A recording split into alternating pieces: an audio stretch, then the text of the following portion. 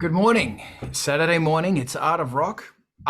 First and foremost, I would like to acknowledge the Tongva people as being the traditional landowners of this area of Los Angeles where I am now. Join us every Saturday here. This is going to get streamed onto ANGELSPIT'S social medias and stuff, where we're going to talk about rock and roll and how to keep your rock and roll going. This is made possible with ANGELSPIT'S Patreon, some of which are here today. I keep you going, you keep me going, we all keep each other going. It is a very good thing. ANGELSPIT'S new album is on BANDCAMP right now. Go check it out. It's meaty and fucked up, and I'm very happy. There's a really cool playlist I want you to know about called the Industrial Incisions playlist. There's a bunch of fucking half decent rockin' fucking slammo industrial bands you need to know about. And plus a whole bunch of old favorites. Woohoo! And also, MTV TV is the most amazing place to go to as far as learning about new music. And there is so much new stuff there. And if you've got a track, send it to them. They will play it. Welcome to the Art of Rock. Welcome to the Art of Riot. Alex, let's start this thing. You proposed a very interesting question. Yeah, the following thing sort of reverberated in my head, and I think I read it somewhere, and it's really true to me that I feel like I put so much of my self-image into my music that I'm afraid to make music because I feel like if I make bad music or bad art in general, I'm a bad person because it's so intertwined with my idea of self. And I'm trying to get away from that because I think like if I'm more free to explore ideas and maybe go into avenues that don't see as fruitful in the beginning, then my music will be better and I will just do more stuff and have better things come out of the end and enjoy myself even more doing it. So my question is maybe to the panel, and it's a bit more esoteric this time. How do you get rid of your ego in your own music? How you get free of this constraint that you feel your self-worth is bound to your creation?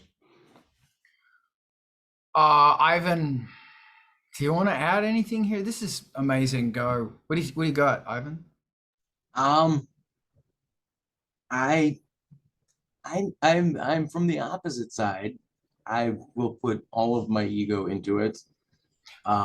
But do you understand the question that we're having? That this is about self-confidence, and this is and about this is what this essentially is. yeah. So as far as that is concerned, what and I think, Alex, what we need to work on is your view of yourself first, not so much your music, because I think we can get you over the hump and like free your mind of worrying about what it means to be Alex.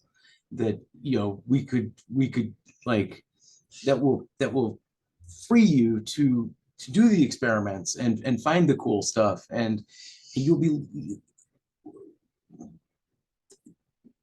little bit less worried about whether or not that's like something doesn't work, because you have to make accidents so that you can find the happy accidents, and those happy accidents are where the gold is. um and this is we're making industrial music, which, let's go back to the early days, like Throbbing Gristle early days. So like, it's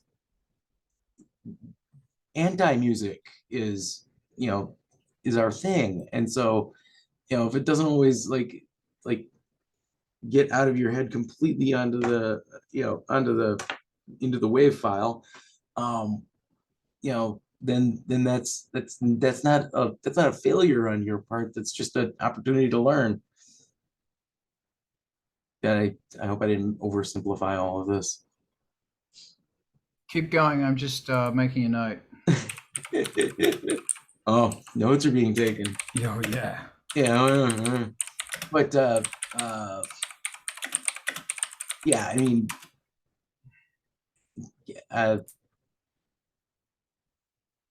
just be okay with just being as stompy as possible. Yeah, maybe there's some truth to it, but it's of course really difficult to have like a to find yourself without having like I don't know, to pass through the jungle alone with only a machete and butter, a sandwich. I don't know. Wow, you get a sandwich? I didn't even get a sandwich. Hey Alex, can I talk about myself for a moment? Sure. Thanks. This was open-ended, not just about myself, but No. My point being is that what you're saying has been something I've been struggling with, wow, for the last 30 years. Okay, so, oh boy. Step one, we have to identify the poison and where this neurological toxin is coming from. Because what you're poisoned. This is not how a healthy mind works. This is how an artist's mind works.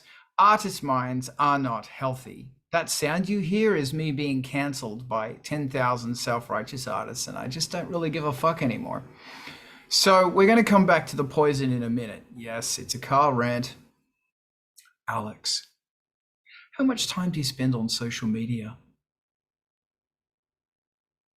that's so unregular. It's like Okay. 1 week it's like maybe 30 minutes, and the other week it's like maybe 20. 30 minutes for the entire week? Yeah, if it's a good week, it's 30 Holy minutes. shit! Not counting Tumblr, because that's like something different for me, because it's like I don't really know the other people I'm following most of the time. But if it's like Instagram or how's it called, TikTok, it's just in a good week it's just only 30 minutes looking what my friends are doing, and then I'm fine. 30 minutes for the entire week. Yes, but it's like if I have like it's usually a week where I have like good flow, things to do, my own like musical projects that I'm working on, meeting friends, and then there's no time to go on social media. And I feel like if I don't have like this empty space, I don't seek it out. That's maybe the one good thing about me, that I don't feel drawn to my cell phone itself. It's just, if nothing else is there, I just go to. Wow. Okay. What about YouTube? Everything. I want to know everything That's the whole different story. It's my biggest time sink. Okay. So here's my theory, is that you are comparing yourself to others, or the report of others is making you feel down. This has got nothing to do with you. This is how you see yourself as in the situation of a comparison. That's that's what I think is going on here.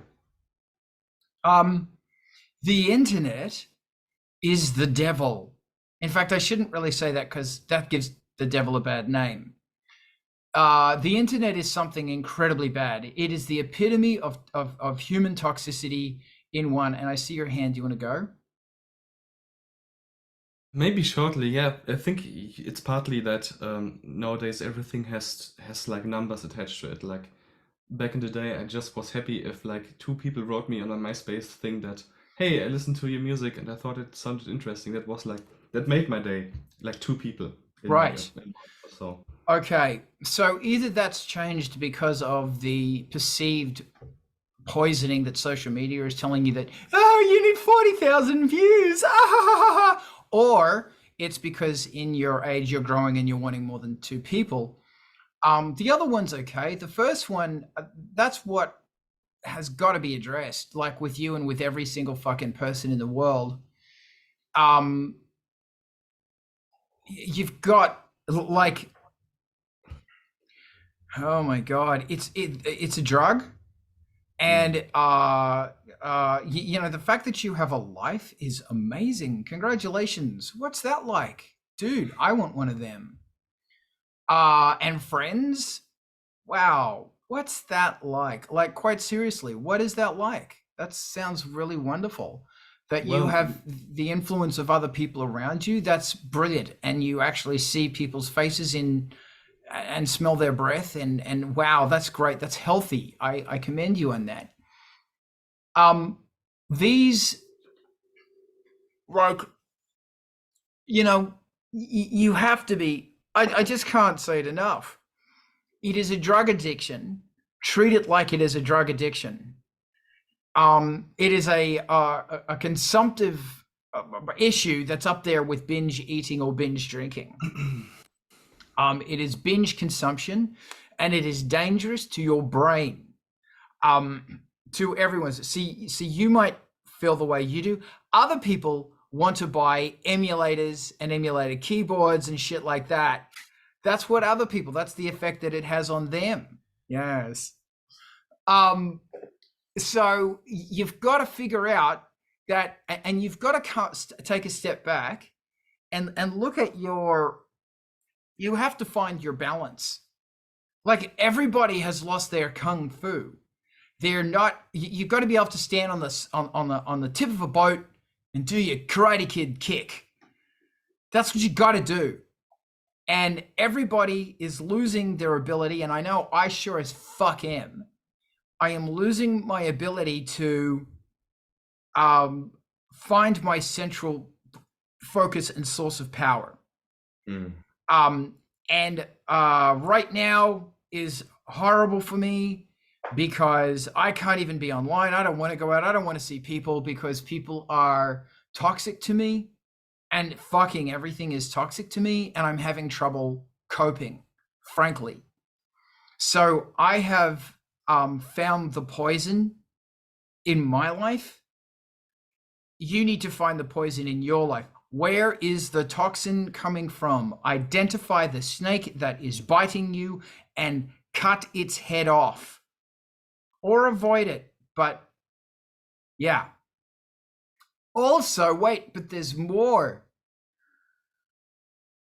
Perhaps this is why you are comparing yourself to others, and I'm talking to everybody, not just you. This is why we compare ourselves to other people, is because we think we're failures. And in that one post to somebody going, oh, blah, blah, blah, blah, blah, something, something, success. What we need to understand is most importantly, the amount of success, hard work that it took for that person to achieve that success is there was a lot of hard work there. But you didn't see the hard work. You didn't see someone smashing themselves head against the wall, curled up in embryo position, crying because it doesn't work and it's shit, and therefore they're shit, and everything they do is shit because they're just shit and it's all shit. You don't see that because it doesn't attract likes. And if it does, people laugh at it because people are evil and cruel. So as far as you are concerned, fuck that shit. You have to identify the snake, cut its head off. Don't avoid it, because I don't think people have got the strength to avoid it because it's a fucking addiction. And the last question is, can you wear a mask? Like, seriously, define a psychological mask that you can wear, that when you are making music, you do that. And you know, dude, it could be, and we've talked about this before, it might be putting on a business suit. So the funny thing about a business suit is when you put on a business suit, it's time for fucking business. Don't make music in your pajamas. It doesn't fucking work. You're going to put your jeans on or whatever it is that you do to work because you're fucking working. Put your phone in the room next door. Don't go to sleep looking at your phone. It poisons your brain, and it sets the night and the dream cycle and the sleep cycle the next day up for turbulence and negativity. How about you read a book? You know, if you read a book full of interviews with people who write about synthesizers, it's really inspiring. And there's Synth History has a really great book. And I own all 3 copies. They're bloody great. Maybe order one and get one of them yourselves. There's a whole bunch of like magazines, like the Electronic Music Magazine, interviews with people who make music you've probably never heard of. It doesn't fucking matter, but hearing somebody else talk about their process and how they use their synthesizers to make work, it could be inspiring. I have a puzzle book that is full of cryptograms, and every night I try and do a cryptogram and I try and figure out what this thing is saying, just because it's something that isn't related to staring at a fucking screen. And another really fun thing to do is there's a whole bunch of little books, like they're called 33 and a third. And they're these little tiny books about famous albums, for example, Devo albums or whatever. And they're just nice little albums, books to read about how fans reacted to it and shit like that. Because, or read a manual. Get a manual for a synthesizer you own and read that damn manual. The thing is, you have to turn off your brain from receiving this poison. That's the end of my rant. Your next go, Alex. So let me see what I. Oh yeah, first of all, like just to clarify, I'm very lucky to have my friends because they're awesome, but unfortunately they are also all over Germany and also the world. So it's like an on and off thing for me. I have like some more friends local right now, but I wish I would have still more people here. But that's how it is. So, and I think the other part is it's mostly within myself. There's no person who's like, oh no, that sucks, because like that's all in my head. Like I don't get hate mail. The cruelest thing that people do is to just ignore me. And I think that's quite lucky. Yeah, and I think even if I was like in the 70s and I would think, my songwriting isn't as good as Bowie's, and I wish I could get out of my cheap Korg synthesizer as good as synth sounds as Kraftwerk does out of their studio. And I feel like this would still be there even if it wasn't for social media. And so it's just this need to compare myself to the best things that exist and not accept that I'm just maybe not the brightest, but just one person who tries to make cool stuff happen in the world. And to just accept that and to not be like either fatalistic or megalomaniac about it is like, I think, a huge part for me. But the social media part is also like, as I said earlier, some aspect. Hope that was understandable. That was very understandable, and I thank you. Ivan, thank you, Alex. Ivan, go. All right. So back in September, we we're down in Chicago for Cold Waves and stopped into the Martin Atkins Museum of Post-Punk and Industrial Music. And while we were there, we heard one of Trent Reznor's demo tapes, from 1986. And, we were all children at the time, even him. Like you can hear his voice cracking in that version of the song. And it doesn't sound like how it sounds later on. It sounds like 1986.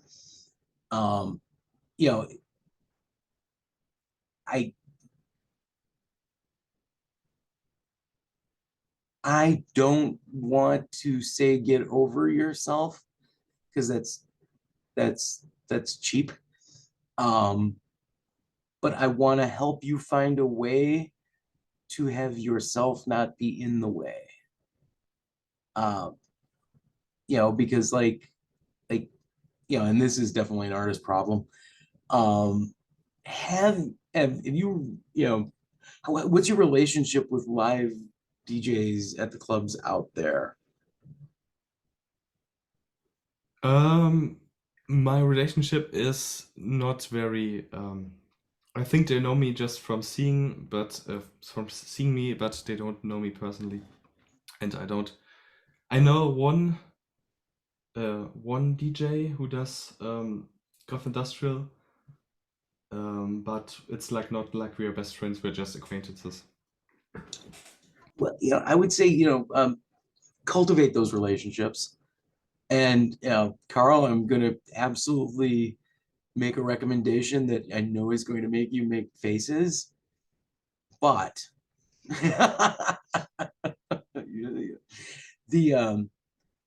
take one of your songs that you feel is club ready, something that you know that people could dance to.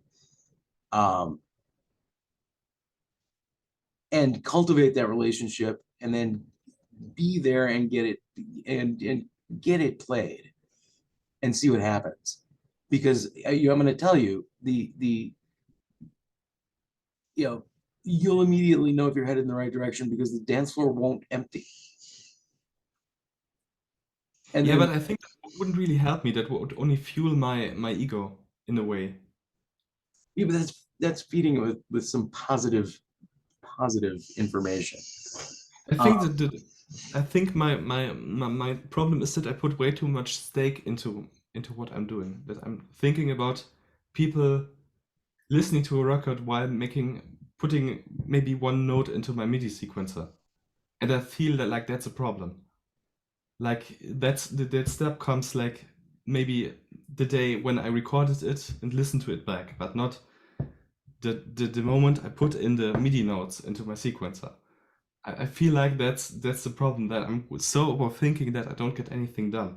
That's what I wanted to express. And the other thing I definitely really want to really emphasize is like David Bowie got where he was for two reasons.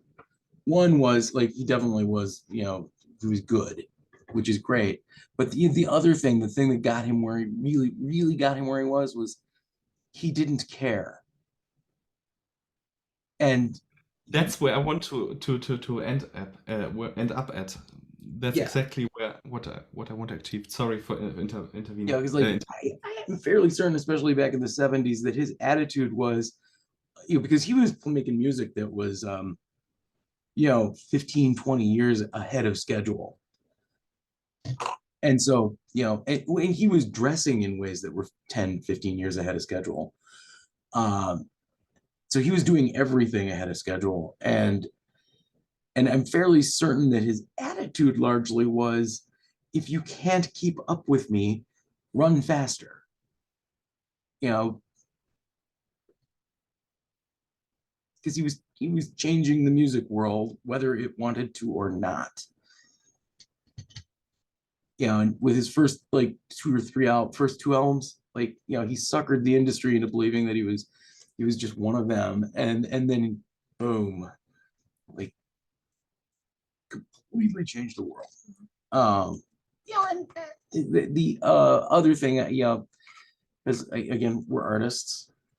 We've got artist problems, all of us, our own versions of them, and like I can never recommend more the idea of just find a good therapist to help talk through these things, because that's their job and they're way better at it than we are, and they have insights, and those are useful, and they give you like little homework assignments. Think about like how this affects you, or how you got where you are, and results in breakthroughs, and next thing you know, you're bawling your eyes out on the couch or in front of the camera, especially these days because it's going to probably be remote. And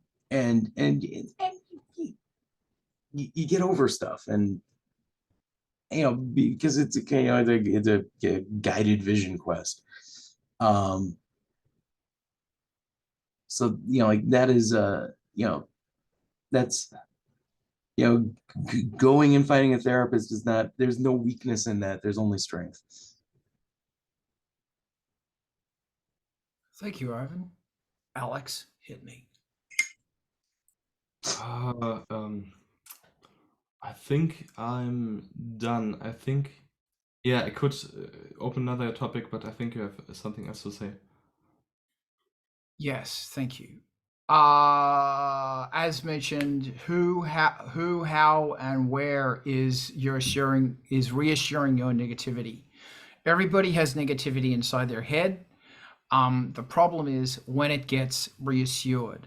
When somebody, something hints the same negativity, people therefore think that is true. Isn't that weird? Cut it out. Get rid of that thing. Your artist mind is a fractured prism. It is broken, ruined, and distorts light. It is the most valuable thing you own. So there are elements of this that you need to embrace. Like, think of this as a circuit in your head that is and this has come up a lot with a lot of people. So it's there. So it's a circuit that is distorting data. Getting rid of that circuit, like Ivan said, is probably going to require a whole bunch of therapy and a whole bunch of work and a whole bunch of choosing to stop thinking in certain ways that are going to make those pathways strong. So is there any way that you can positively utilize it, understanding that ultimately it's energy? Ultimately, it is a piece of energy that is floating around inside your head. How can you utilize that to make it better? It's a circuit. So how can you utilize that circuit? You are going to spend the rest of your life dealing with this, and it's going to, all of us do, and it emerges in our relationships. It emerges in everything. And I don't know how to get rid of mine. All I know is that music is a way for me to focus it.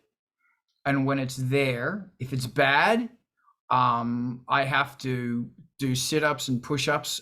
If it's really bad, I have to go for a walk. I can't get rid of it. It's always there.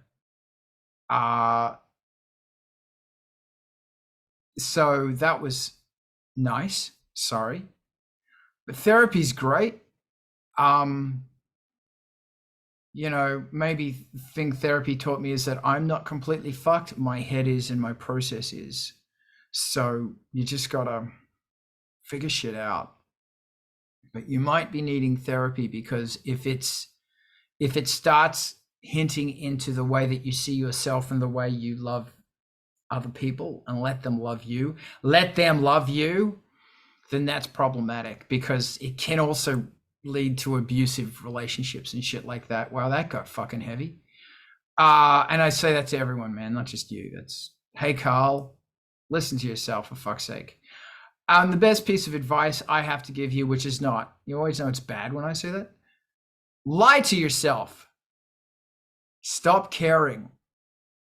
Stop caring. Maybe that's the whole problem, is you're giving a fuck. Stop giving a fuck. You know, what would Carl say? Carl would say, fuck it.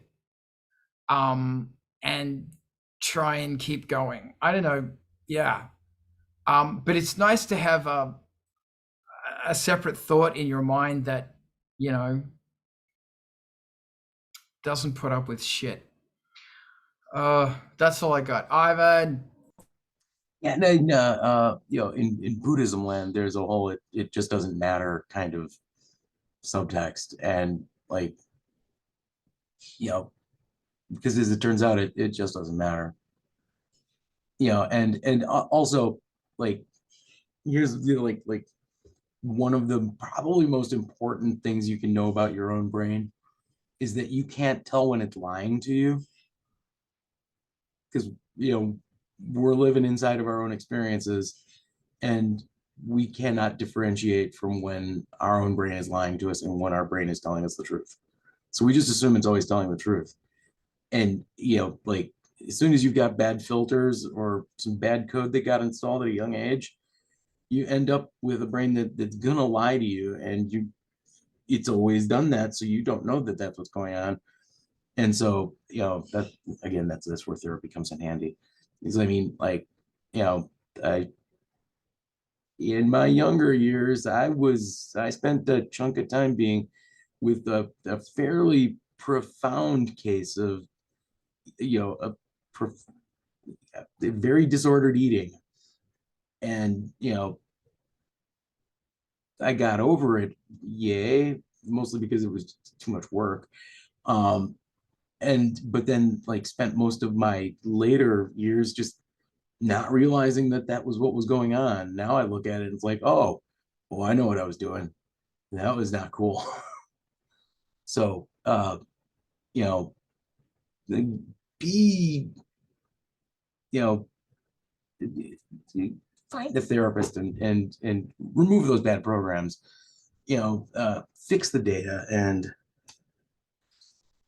that circuit that is mangling it, because you can be more the person you should be all along, should have been all along, which part of growing up and aging and becoming more yourself, which is a good thing. Thank you. Alex. Yeah, I don't want to get too personal in my life, but don't worry, like it's not lack of therapy. We do. Ivan and me need therapy. I'm just telling you. Go on. Yeah, it's also like I brought this up because this topic has been like important to me and I thought about it a lot. But I feel like I also have gotten better. Like it's of course not perfect, but I've gotten a bit better with it. I managed to overcome my own ego a bit. And the best strategy for me was either getting into a mind state of fuck it, I'm just doing it. And that helped, like to just summon the power of fuck it. And the other way was to getting so into the ecstasy of what I'm like to get obsessive about the thing I'm about to create. Like not it's to such an extent that I don't exist anymore, but it's just the thing that's like driving me. I used to get into the state with listening to music videos. My favorite music videos, I have like this YouTube playlist of them that I would just listen and shuffle, and I'm thinking about burning it onto a DVD so I don't have to be on the internet while doing it. But yeah, that was like one of the most fruitful ways of getting over it. Again, it's not perfect, but I feel it's better than it was like a year ago. Brilliant. I am trying to get into the habit of positively affirming. That, when somebody like Bruce Lee talks about how your body doesn't know the difference and your body takes words as spell casting, I listen, and yet so many people have also said this. So I'm wearing Christmas pants. You're welcome. And I'm trying to find a place to use positive words like I am confident. I am feeling good. I am feeling hope. I am focused. And the words that come out of my mouth in the morning, the first words, I'm really super careful that they're positive words of strength for me to get through all of the remarkable fun things that I need to get through. So I hope that helps. Firstly, I really hope you're not looking at gear, Ivan. Good boy. Secondly, keyboard stands and desks. We can keep talking about this, or we can talk about keyboard stands and desks. Quick lock are great. There's a lot of cheap ones now. Don't get them. I work in a theater, and the amount of times I see a cheap stand come in busted, and they're never quick lock. They're always some other brand, and they've got some weird like opening mechanism, which is like a pull thing at the top. No, just get a quick lock, because they're rock solid. And if you only need one tier, get 2 tiers. If you only need 2 tiers, get 3, because you might expand on it, and also you might want to put a piece of wood on top and use it as a writing thing. That, trust me, is very, very useful. And just quickly on that, If you need to, for example, have a rack mount or something like that, just get some pieces of wood, couple of pieces of wood, and drill the ears, like put a washer over it, drill the ears straight into the wood. There you go. Yay! Super easy. And if you sit it so it's got like 2 inches in the bottom of the wood, it will lean the module back, and it's a good level to look at. And if you can put that, because often your desk is one height and your monitor is a different height, put a module in there, like a two unit high module. For example, the EMU ESI32, put it under your monitor, and you will use that one a lot more. And make sure you're using all the outputs of it, because it's such a powerful little thing. You don't need more synthesizers, Ivan. Alex, do you want to talk to me now? Of course, of course. Yeah, I wanted to get some second keyboard stand because I want to film myself doing jams, and I don't want to how is it called in English? Deassemble this setup every time I want to do it, because there's so much cabling going on. I don't want to do it. It's too much hassle. So I'm looking for like the cheapest, the least amount of euros I have to spend in order to get like a decent stand where I can put one keyboard and one sampling drum machine thing. How big's the keyboard?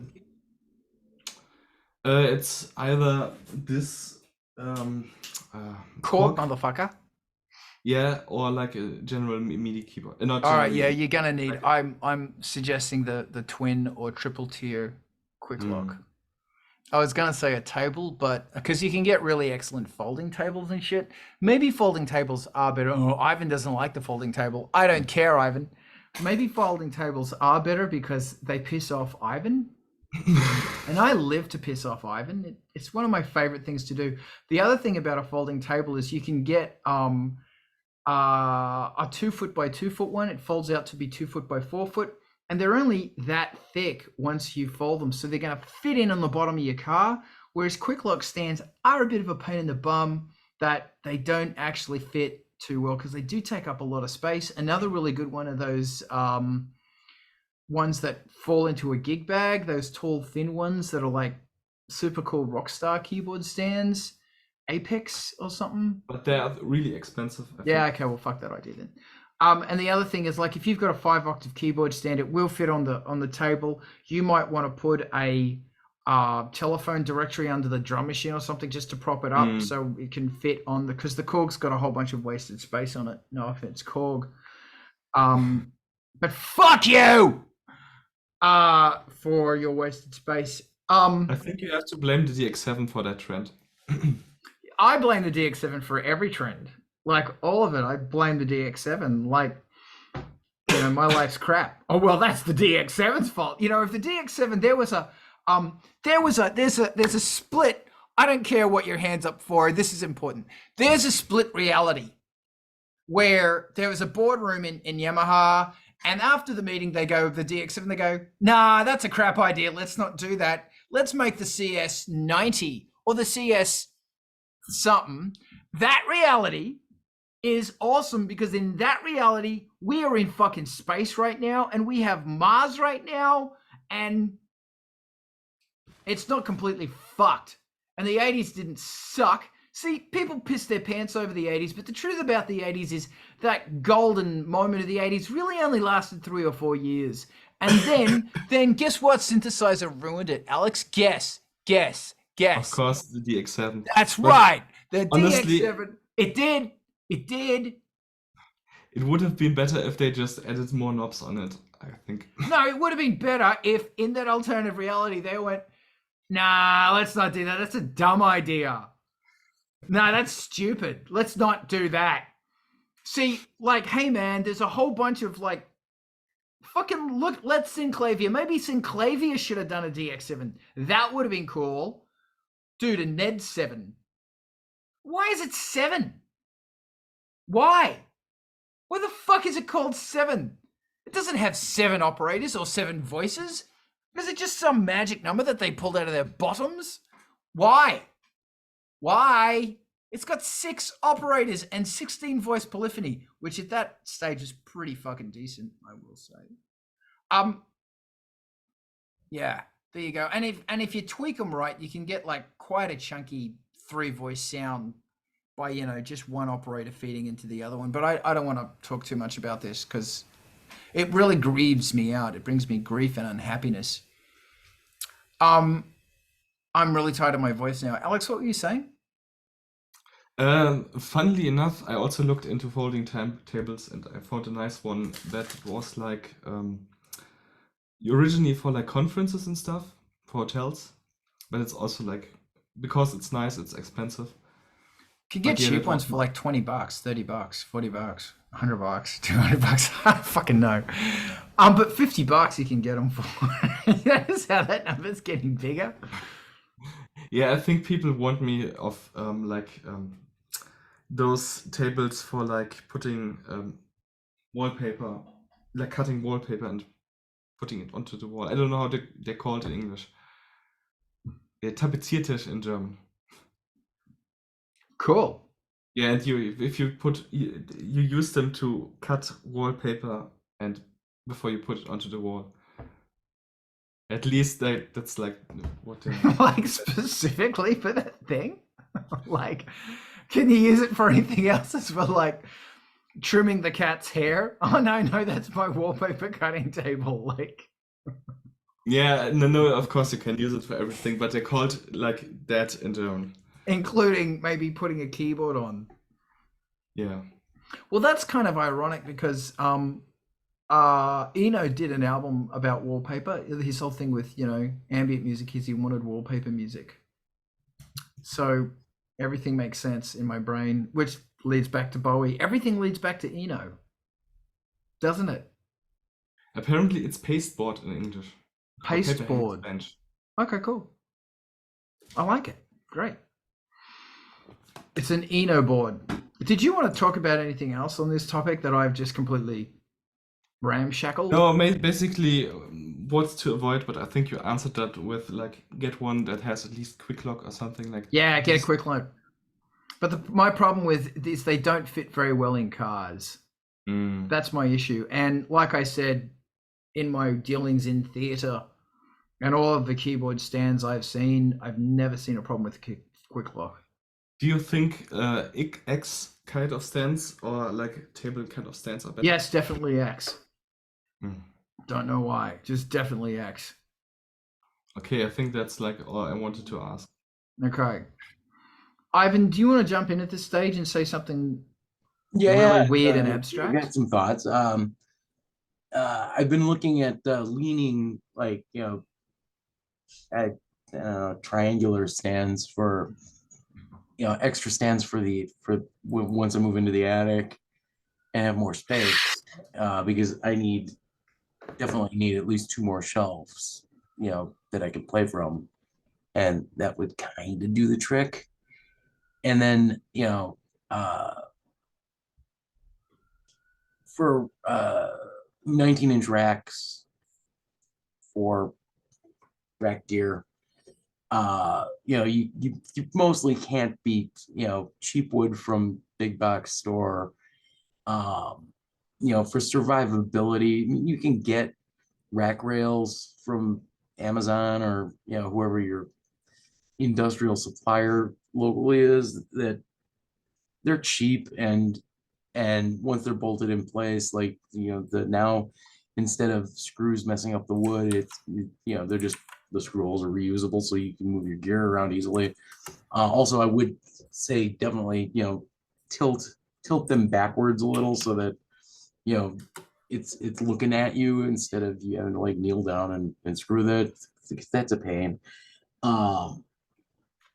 Up on 3rd floor, I've got you know, this is a very old, very big house where everything is kind of giant sized.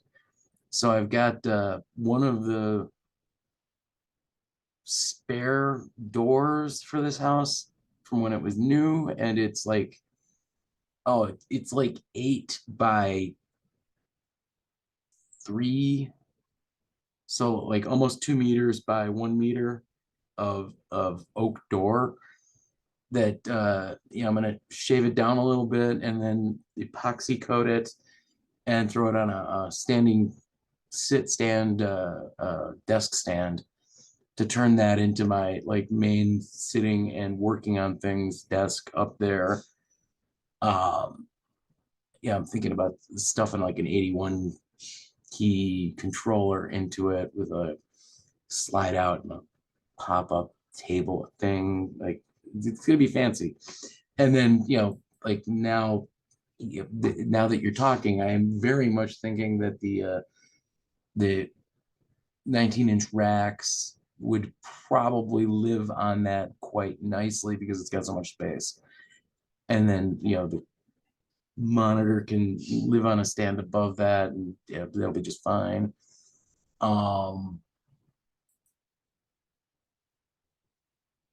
Yeah, and thanks to the third floor project, I've spent a lot of time thinking about stands.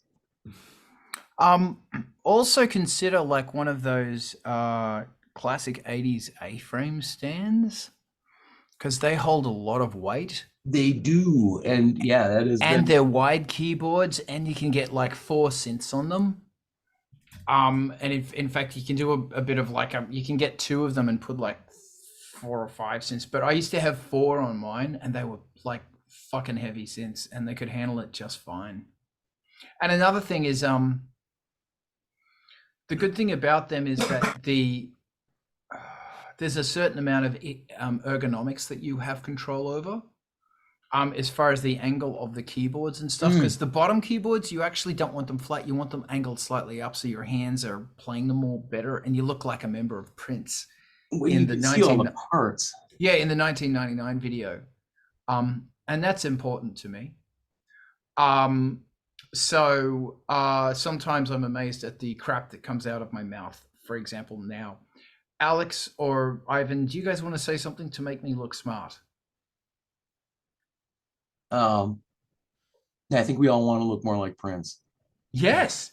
Like, can I get more purple velvet? Because like, yeah, or one of those hats, those fancy hats, and the big ones. Yes, I want a big hat.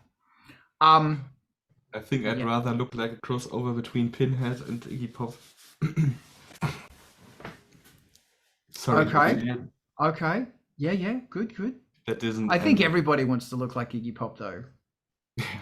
Like, yeah. I mean, like if Pinhead worked out, like he put in them setups, then maybe he could look like Iggy Pop. Pinhead with a 6-pack. Yeah. I gotta tell you, like, studio layout is one of those things that you got to do, but you only really can do it once, because to change everything around is a horrendous pain in the bum. And I will say very quickly, one thing I do, because I am, how you say in English, anal, is I will measure the room out, then I will measure my gear out, and then I will put it all in InDesign and actually try and slot everything together and try and figure out how it's going to fit in such a way that the modular has to be at least 50 centimeters to 60, that's 2 feet away from the wall, so that I can walk behind it and go, why the fuck isn't this thing working today? And that's important to me. I think for me, the thing that worked best, I mean, I'm not a professional, but what worked best for me is to just have one centerpiece piece of gear, and then like other floating gear that just connects to it on the fly if I needed to. And everything that isn't ever recorded as a sampler patch or into audio is gone, so it keeps me off like having to commit to something. So it's not just like a patch somewhere on the synthesizer, but like definitely a piece of audio somewhere. But that's just me, and I really like to rearrange everything and have like a fresh way of viewing it. I don't know. I love it. I think, up on 3, I've been spending a lot of time worrying about like storage, and most importantly, like small bit storage, like cables. I have more cables than I've got places to put them at this point. Get a filing cabinet. We don't have a place to put that at the moment. That's why I talk about getting new gear, but I do not get it in the end because I understand. it is. That's the worst thing. How much mental space it sometimes consumes just thinking about gear you don't even want to I'm going to buy. Like I feel like that's actually something that's keeping me down. And it's also interesting that it's like one of the big things for me is that, hey, I love buying gear, but I have no interest in buying gear right now because A, as mentioned, I can't afford it. B, the song, it's not going to help me make music. It's not. Really, it's not. And C, I have to plug the fucking thing in. Like if I got a new keyboard, I have to run cables the fuck around everywhere, and it will take me 2 days. And then I will have to figure out, oh shit, now what MIDI channels it's going on. I've used all 16 MIDI channels, all my MIDI outs are used, blah, blah, blah, blah, blah, blah, blah, blah, blah. And it's like, I just can't. And unless I start using MIDI throughs, or unless it's got like, even if it's got, oh, well, I'm going to run USB, I have to get a USB cable as well then, and it never fucking stops. So, I try really hard. Although a friend recently, I mentioned he kind of gave me a loan of his space reverb and space delays. They're great. And I'm so relieved that I don't own them and it's just a loan. And it's really interesting that that's taken a lot of the neurological load off me, because I have this thing in my head that I have to get rid of this shit one day. Like it's got to go. One day it's gonna have to go. And that's strangely something that really fucking freaks me out. That, yeah, I'm going to have to pack all this shit off and send it out. But, yeah, the point is I've got things set up now that, it's such a pain in the recputus. I don't even know what that word means. I'm just going to go with recputus. I think Ivan walked away at the moment. I dumped the new cool word for the cool kids. He doesn't know about recputus, so he's not cool. Yeah, but I just want to make fucking music. I'm going to start live streaming again because fuck it. Yeah, Alex, you have to say something now, Garb. Yeah, it's something I also wanted to get into, and you spoke about getting a metaphorical mask, I think. Yes. Earlier. And it's funny because I bought like a Venetian bird type mask, because since I'm not such where is it? It's in the other room. Unfortunately, It was like bigger than I thought it was because I bought it online, but I can bring it. Yeah, but I wanted to wear that for live streams as long as I'm not... All right, I've got some questions. I want you to get that mask. Can you bring it and show the class? Yeah, sure. Wait a minute. Okay, all right. So here's what's going to happen, Ivan. Alex is going to show this mask he got. And we are going to assign a character to this mask, and he's going to become that character when he makes music. Even if it's in the room, it will become a source of inspiration and power. That's what we're going to do. Oh, dude, that's great. Man, that is so fucking Mozart. Look at that. That's like borderline plague mask. I love those things. Yeah, a bit, but it's more playful, I think. The reason I got it is because of all cheap masks, this was the one that looked decent. It looks like great. The other one looked like cheesy, and this one kind of works. It's a bit too big, as I said, but like it's such a classic. Put it on. I love it. So here's my... It's a bit too big for my head, but it's... No, I'm loving it. And when you have to blacken your eyes. So black makeup, makeup around your eyes. So, and so my question, and I was just saying this to Ivan, is we are going to assign this mask with attributes of power and inspiration. And you're going to have it, don't give up on the mask. And you're going to have it in your studio, maybe sitting on top of one of those speakers. And it is going to become a source of power. and it's going to become like a reflection of your voice, so that when you reflect something to it, it's going to reflect back to you power. Oh yeah, also one reason I got this one, because you can still sing. Great idea. Great idea. You know, it's really funny that imbued into that mask, it because of the Viennese thing, I instantly think of, don't go far. You know, I think of opera, I think of Mozart. And I think of that sort of so tell me, like, this is going to become a thing of power. Jesus, Ivan, I need you fucking get the fuck. All right, turn on your damn mic, Ivan. Help me. Yeah, we want to know who that is. Yeah. Who So is that mask? we're assigning this as a character of strength. See, that mask to me doesn't care. That mask to me is a bird that is looking at its prey and is going for the kill. So that's what that mask has to become. No fucking around. I don't care. I have to feed. I have to eat. I have to survive. I have to thrive. That's what that mask is. And that's creatively, it is looking for the ideas, and it is looking to execute a song, a piece of music. That's the mask. Does not have time to fuck around. Ivan, help.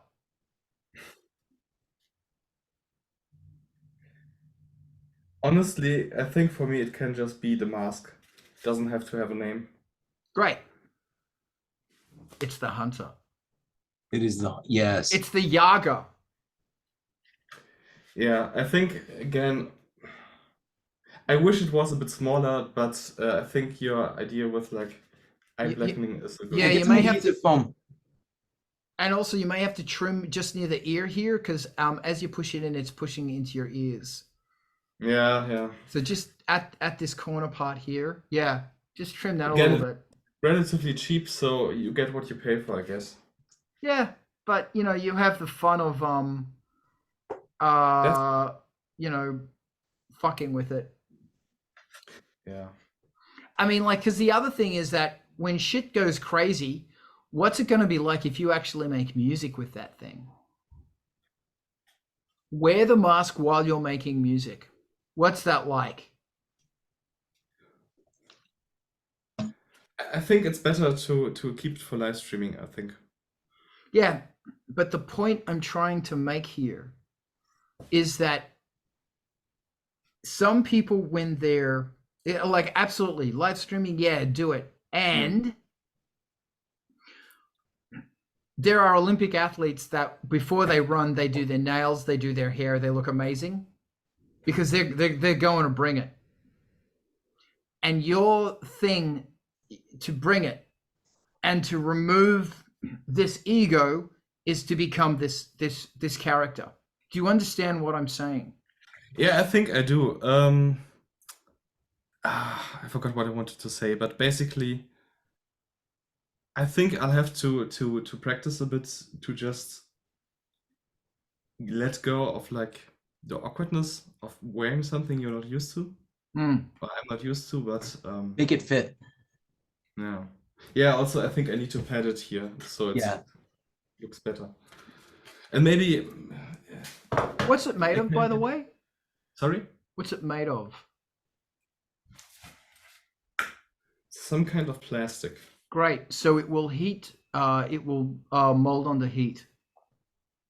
I don't know. It depends probably what kind of plastic, and I'm not a polymer expert. Oh, well, the thing about it is, if you put on a kettle and you put it over the steam of the kettle, there's a high chance you might be able to mold it better to your face. Don't then put it on your face because it'll be hot. Yeah, but of course. You might use your knee or something like that. Yeah, tweak it a little. Yeah. And again, like adhesive, like weather stripping foam. You know, because it's got it will very editable and will stick on the inside of the mask and give it that it'll hold it off your face a little bit, but also it will hold it onto your face. So it's kind of a win-win. Also, like, work on the character. I mean, like, yeah, a bird of prey that out for the hunt. It lives in the remains of an old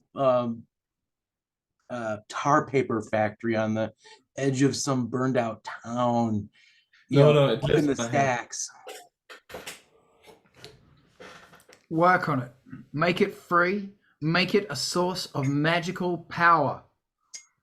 Think as much as you can like a child, and I guarantee you the music will get more fun. Okay. So when you put that on, you become 7 or 5 or however old. But childish imagination, that's what you need. It's a fun thing, and embrace it. That's what I think anyway. Yes. No, it's like trying to be over serious about all of this sucks all the fun out of it.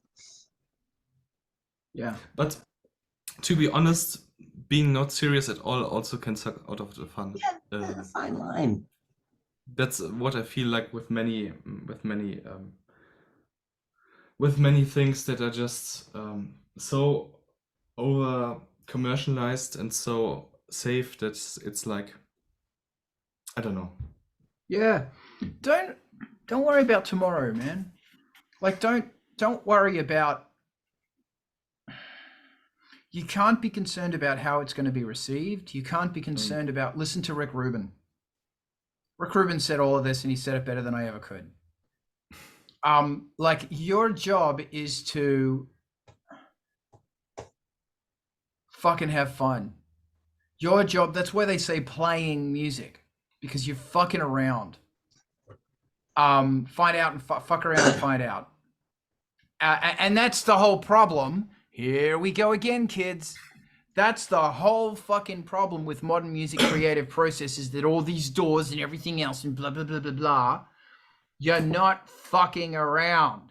You need to fuck around. What are you doing? I don't know. What are you doing? I don't know. Correct answer. I'm fucking around. And that's possibly an amazing thing for you to do. I'm going to try and live stream tomorrow. I'm going to try and do it. I'm going to try and do it every fucking Sunday. I'm going to try for as long as I can. And what I've been thinking, if I may very quickly, actually, let's talk about that in a minute. Ivan, what do you got? There are a bunch of like interviews with Sig Sputnik on YouTube, and they're a safe thing to go experience, because like they do a really good job of bringing that childish joy to making music, which and they do it in this wonderful over the top way that, like, there's so much that we can learn from them. Yeah. Yeah, dude. Oh my God. I think the earth is round for a reason. Ivan, talk to me. Yeah, no, I think when Sig Sputnik was forming, he sat in a coffee shop and looked for rock stars, not musicians. Because his attitude was, I can teach somebody how to play a guitar. I can teach somebody how to drum. I can't teach them how to be cool. So just invoke, invoke that energy and just drink it up, because it's out there and it's free. You just have to go out there and get it, or more importantly, take it. It's free. Yes, I agree. And like most people never figure out how to do it, but it's part of our job description. Yeah. Very, very, very true.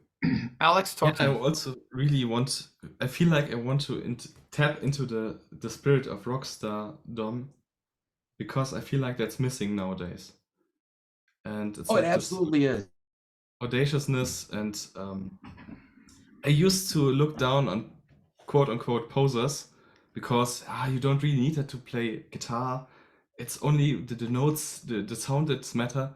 But now I feel like, no, like posture and posing is so important to good music, because people don't just listen with their ears, they also listen with their eyes. And you feel it different. And I think your playing will be different. It will have like the certain edge that you won't have otherwise. Just to... I think that's where the groove comes from.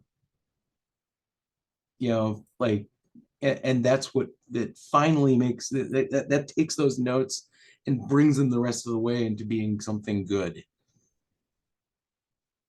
Is, you know, I've been playing keyboard parts, you know, and recording them into my songs by playing them live, and like when I hit it, when I'm on, you know, I just feel like I'm floating. Everything is just beautiful, and then it just, like, the worst collection of notes ever on the planet come out sounding good.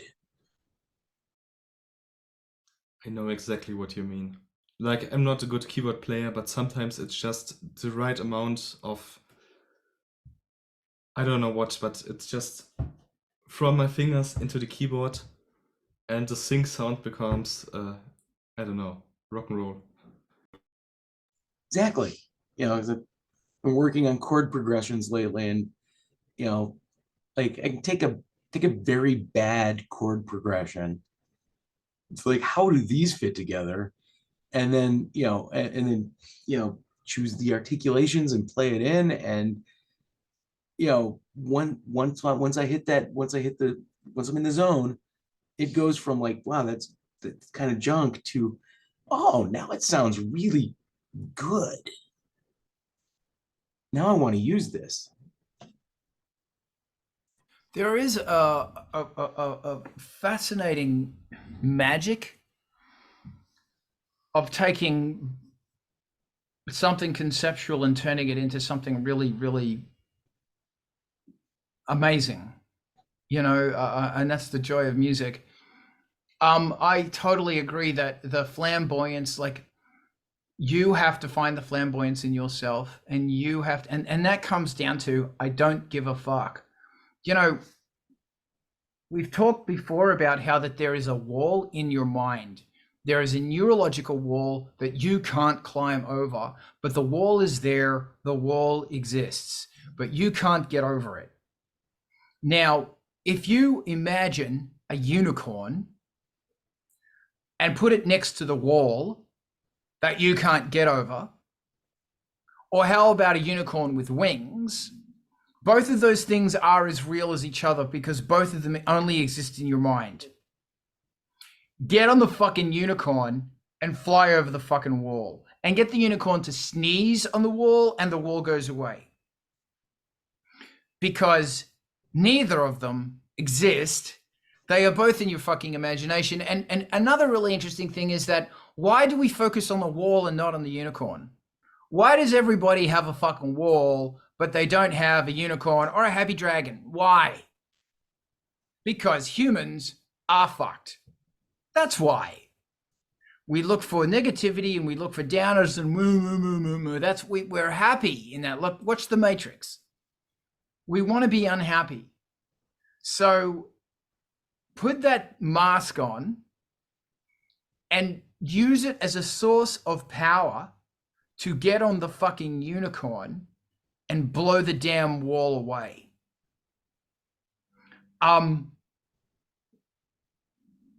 Yeah. So risk. Just take risk. Have fun, take risk, be alive. I will keep talking about this topic if we want, or little chaos magic for this one. Find something anthemic, something that you would not ever absolutely not do. Pick one, and then do that. Turn that into a new habit, because you're going to free your mind when you discover that these things that you thought were horrible aren't actually. So you live in Germany, so, you know, my first guess would be, try jaywalking. or walk down the stairs backwards, but hold onto the railing and walk down the stairs slowly backwards, which is equally as terrifying as jaywalking, but You're holding onto the railing and you're doing it slowly. It's just that little tiny taste of death. We do love that. It is fun. And our problem with society is it's become so safe. Everything has become so safe. And the, oh, be careful, voice of reason and conscience has become louder than risk. Risk being alive. Which, yeah. All about the chaos magic, yes. Yes, chaos magic, yes. You know, or again, you're in Germany. Try sleeping with the windows closed. You know, too many Germans that It's the middle of winter, of course. I don't want to open the windows inappropriately. Yeah. I'm gonna undo my chances of ever getting a visa to visit that country. You're a window sleeper opener. Meanwhile, live streams. So I'm going to attempt to start live streaming again. And the issue I am having is that I am overcomplicating it. And I get so far down the overcomplication road that a wall pops up. And suddenly I don't want to do it anymore because it's so fucking complicated. So that's what I'm overcoming right now. Okay, Alex? what kind of wall is it? The wall is, it starts off with, I want to do a recording, a stream with just the Rev 2 and just the Minimoog. And then it becomes, well, I've got a really nice sound on the Emacs. I'll use that one too. Hey, you know what? I got these beautiful arpeggiators that I can set up on the modular. I'll use that too. Oh, now if I'm going to use the modular, I've got to control it with the K2000. Then it's like, well, I'm doing all this fucking thing. I need to record it. And I have to be recording MIDI and audio. So that means I have to do 24-bit 48K because the computer probably can't handle 12 tracks. I'm sorry, am I giving you a conniption? Probably can't handle all these tracks of 96K. That means I'm going to have to produce it. That means I'm going to have to fucking forget it. So that's what I'm doing. That I'm going to attempt to only use the Rev 2 and the Minimoog. Where's your mask? It's up there, but I'm not getting it. Okay. I will be wearing a mask after today's yeah. conversation. I will be wearing a mask. You got mine right here. All right. That's a nice mask.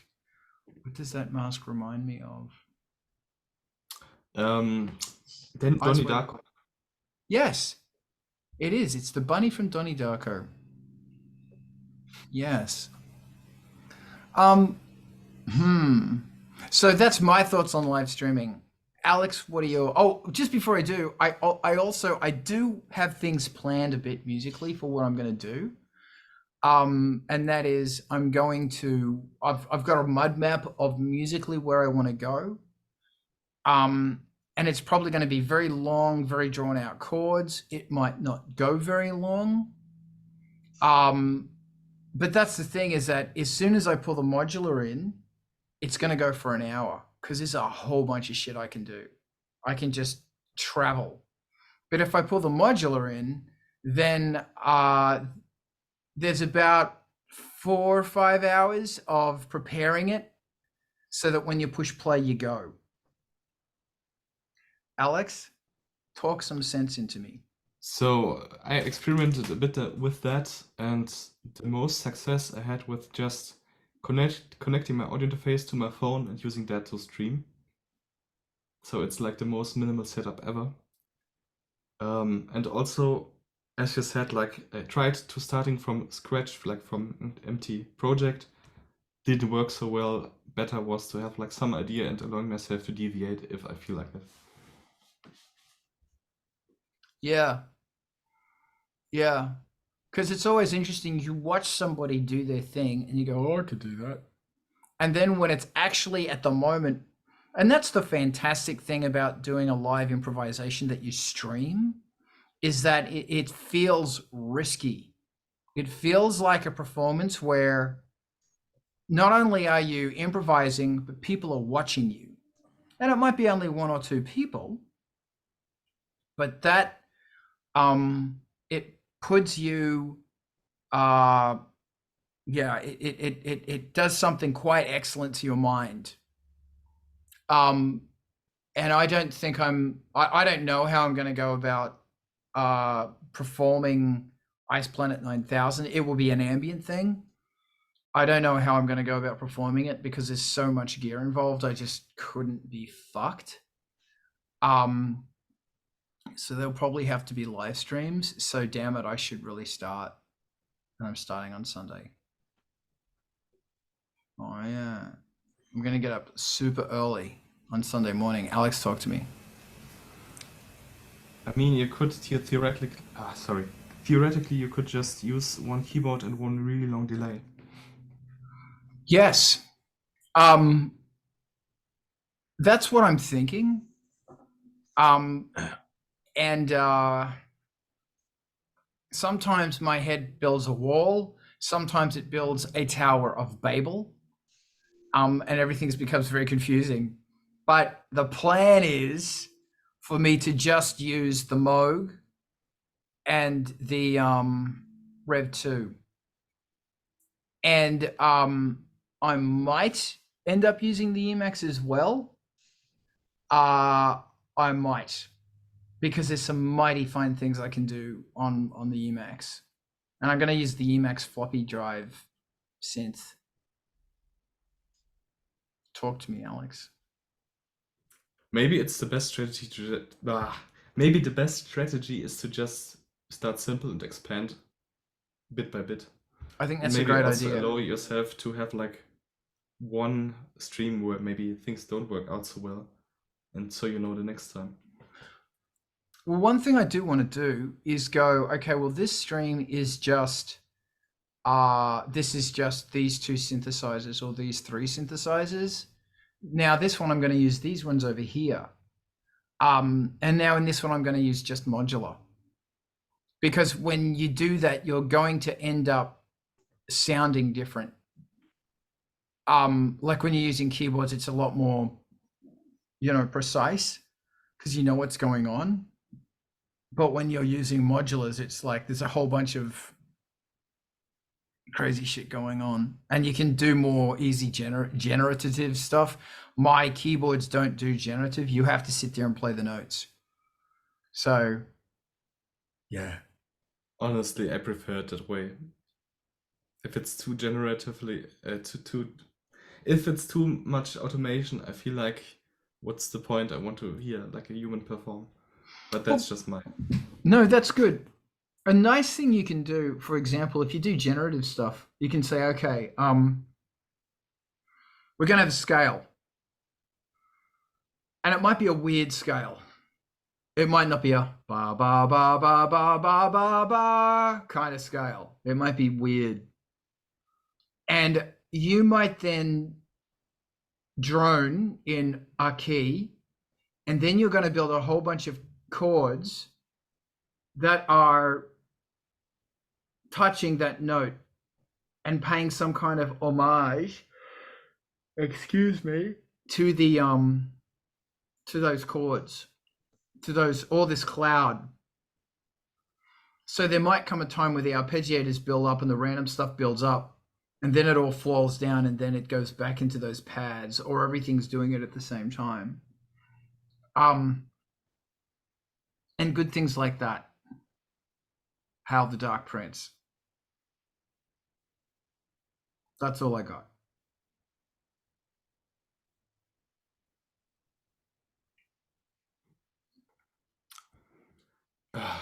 Maybe I can say something that I've been thinking about like live jamming, and that's like going from one pattern to another.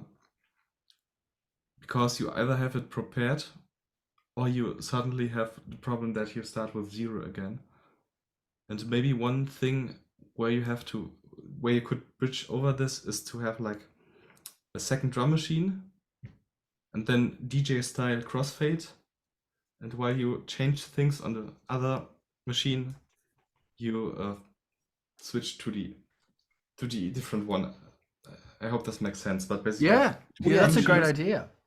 and to just DJ style crossfade as if they were tracks, back in and the have like a mix on your mixing desk. back in the olden slow loading days, Skinny Puppy survived playing live, survived the load times by, having gear set up to run during those load times. So, there'd be stuff playing between songs. So it wasn't just dead air, because dead air is bad. It's really funny that, vocals through a big delay. There's some really wonderful things can happen in those loading times. You can do some great things because, is the loading time the end of the previous track, or is it the beginning of the next one, or are you merging into the two?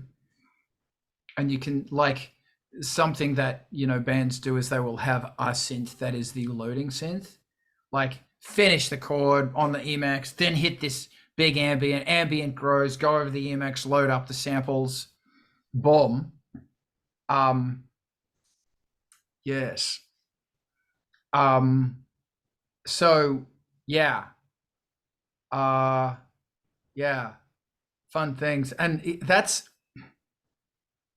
yeah, man. That's fun. Sorry, my brain just went into that's fun territory.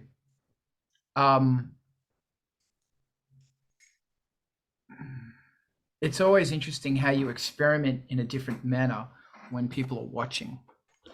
And that's another really important thing about a live jam, is that you're trying something different under a different pressure, Yeah, you also think about things much differently. Like, I had a jam with my guitarist from my band, and I had like my little drum machine, and he had his guitar, and it was so different tweaking my pattern while he was playing his stuff. Because usually I tend to have like much more emphasis on sound. Like, the kick drum has to be like really nice, punchy, but with enough attack. And at the moment I thought like, okay, it needs to be duller because it's more it would be better for the guitar, but also it takes away too much attention. Yes. Yeah, and also like groove becomes much more important once you jam with another human being, or like in the moment for an audience. And it's weird how you're like blind if you're alone. You don't realize that in a way. Sorry, I can't put it into words, but Yeah. there's like this thing. Yes. So tomorrow, masks on, and we shall jam. Give me some time to recover. I don't know if I'm there tomorrow, but I hope so. Yes. You're still sick. Then I got to figure out how. I've still got to figure out how to stream, because I know how to stream to everywhere, but I still have to figure out streaming onto Instagram as well, as, because I only have the one audio device. Maybe I should be getting a separate audio device for my phone. But I don't understand that shit. It bakes with my brain a lot. It's like something like multi-stream or something. No, it's actually to convert it to a digital thing that can go into my laptop, so I can send it to OBS, so I can send it to Restream, so I can send it to everywhere. Confused.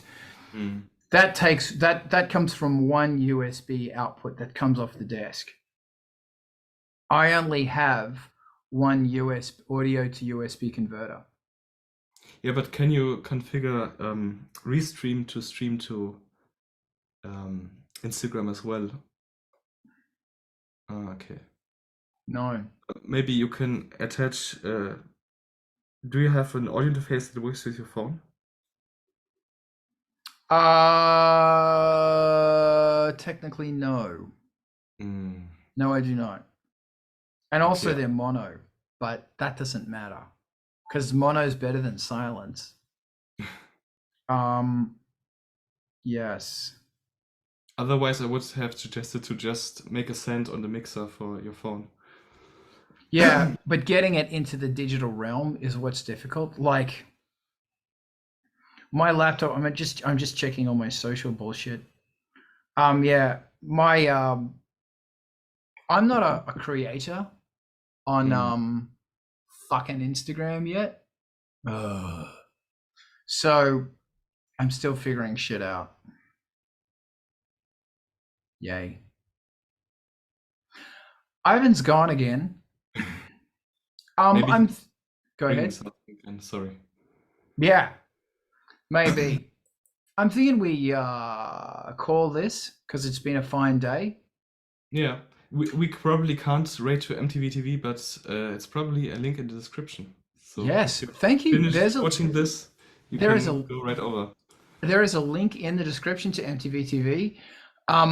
We're going to be doing this every week, Saturday. Maybe we'll stream next Saturday. Who knows? If not, ANGELSPIT'S YouTube right now is where that's all happening. Once again, ANGELSPIT'S Patreon made this possible. A few bucks a month, and you can help me out, and I really appreciate it. And if you want to hear some terrifying music, listen to ANGELSPIT'S new album, which is on BANDCAMP, called The Bastard Gods. The Industrial Incisions playlist is a whole bunch of amazing other new music. And now go watch something amazing on MTV TV. And we will see you next week. You rock. Bye.